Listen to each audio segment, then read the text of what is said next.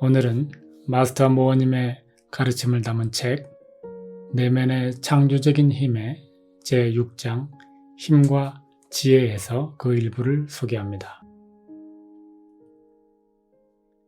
나는 마스터 모어입니다. 이번 담화에서 나는 힘의 오용과 힘의 지혜로운 사용에 관해 말할 것입니다.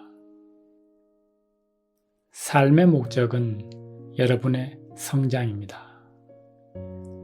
물질 우주는 학교이며 배움의 환경이라고 했습니다.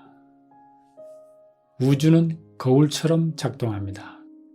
여러분이 내보낸 것은 물리적인 환경이라는 형태로 반사되어 되돌아옵니다. 그렇다면 여러분이 내보낸 것을 우주 거울이 반사해서 돌려주는 목적이 무엇일까요? 그 목적은 단순히 이렇습니다. 여러분의 잠재의식이나 심지어 의식하는 마음으로도 보고 알지 못하는 것을 거부하기 어려운 방식으로 확실하게 보여주기 위한 것입니다. 왜 우주는 이렇게 할까요? 그것은 바로 삶의 목적이 의식의 성장에 있기 때문입니다. 힘을 오용하기 시작하는 방법은 다른 사람들을 강요하거나 통제함으로써 특정한 외적 결과를 도출하려는 의도를 실현하기 위해 7광선상에서 자신의 성취나 추동력을 사용하는 것입니다. 실제로 의식에서 추락하는 유일한 방법은 이처럼 외적인 결과에 집착해서 힘을 사용하는 지점에 이르는 경우입니다.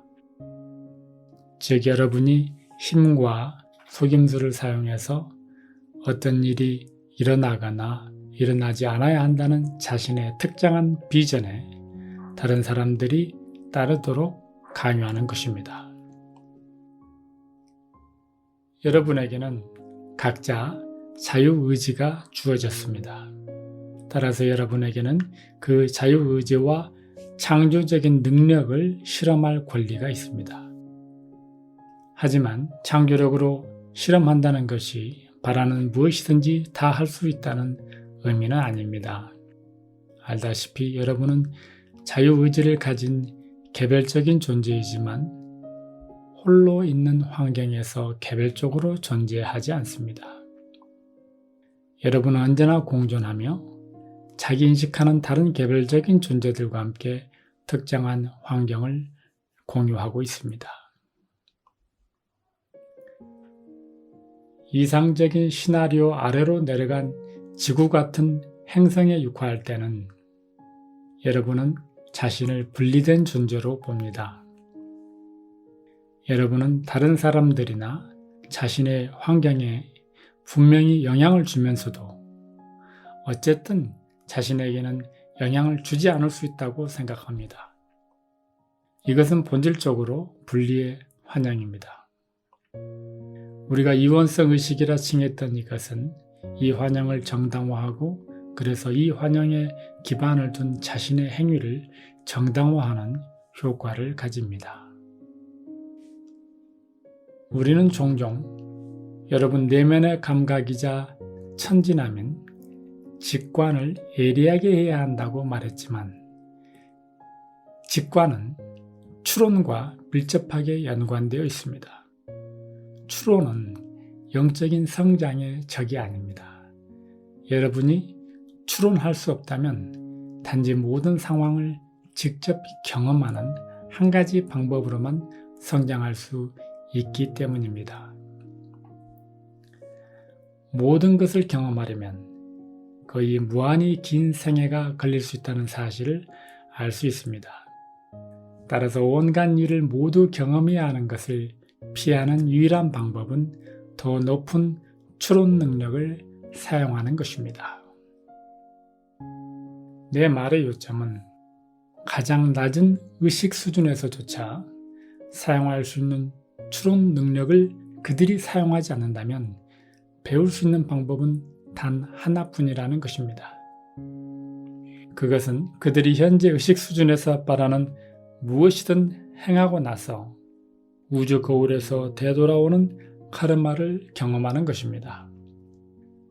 낮은 의식 수준에 있는 사람이 돈을 얻기 위해서 다른 사람을 죽일 권리가 있다고 생각한다면 누군가가 그 사람에게 와서 그렇게 행동하면 안 됩니다 라고 말해봐야 소용이 없습니다.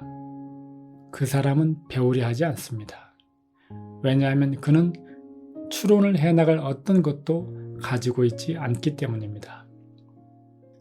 따라서 그 사람은 하나의 방법으로만 배울 수 있습니다. 그것은 다른 사람을 죽이고 카르마가 돌아오는 상황을 경험하는 것입니다.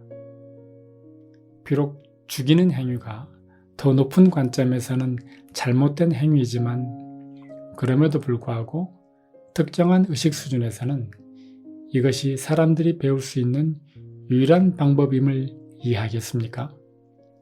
나는 카르마가 매우 정확하게 작동한다고 확신할 수 있습니다. 여러분이 현재 상황에 부닥치게 된 이유가 바로 자신이 힘을 사용했던 방식 때문이었음을 추론할 수 있습니다. 그러므로 현재 상황에서 벗어나는 유일한 방법은 힘을 사용하는 더 높은 방식을 배우는 것입니다. 그러면 이것이 다음 단계로 올라가도록 도와줍니다. 여러분은 그 수준에서 힘을 사용하면서 실험한 후에 다시 추론할 수 있습니다. 나는 무엇이 여러분의 에너지를 높이거나 낮추는지 감지하는 능력을 활성화하라고 다시 요청하면서 이 담화를 마칩니다. 네, 지금까지 내면의 창조적인 힘의 제6장 힘과 지혜에서 일부를 소개했습니다. 우리가 가진 힘을 잘못 사용하는 가장 본질적인 측면과 이런 것들로부터 차츰 벗어나기 위해 추론 능력을 사용하는 것에 대한 가르침이 있었습니다. 다음 영상에서는 제7장 힘과 사랑에 대해서 소개해 드리겠습니다. 감사합니다.